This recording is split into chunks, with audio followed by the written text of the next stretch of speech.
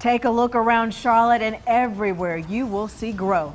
Yeah, you can barely turn around without seeing some cones or cranes or construction fencing. Things are really changing, but all that new growth has been destroying some history, especially in the black community. Channel 9's Ken Lemon says there is a push to keep that history from completely fading away.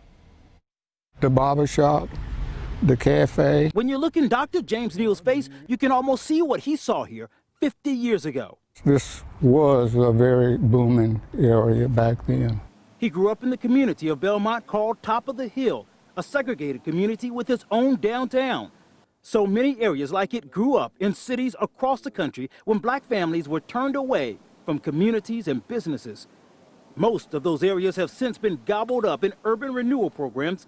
Now many of the remaining structures are vanishing, worn out by time. It's as if we didn't have a history. The Brooklyn community near uptown Charlotte was one of the most popular communities of its time. For decades, it was the second ward.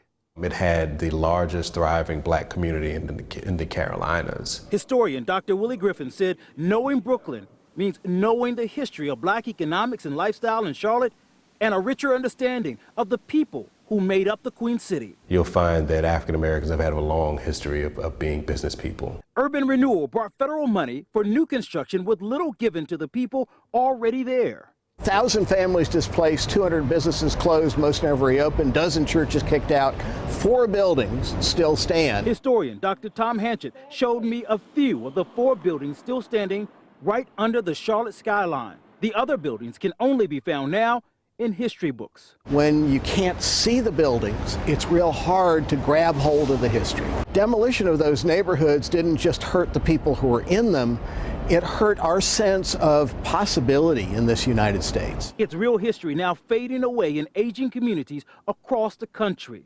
It's one of the great tragedies of American history. This is it right here. The Levine Museum of the New South is opening an exhibit in a couple of days about the Brooklyn community.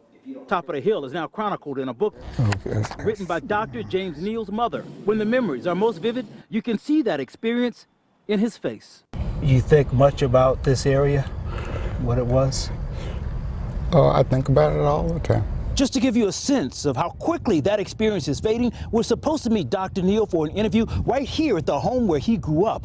When he got here, he learned that home had been demolished and a new one is now being built in its place. Back to you. All right, Ken, thank you. The area where the Brooklyn community once stood is set to be revitalized again, and this time with the name of the historic community. The new proposed Brooklyn Village will include 1,200 apartments, 280 hotel rooms, and a new park. The development is supposed to also include some affordable housing. Now, the 4 remaining buildings from the Brooklyn community will not be impacted.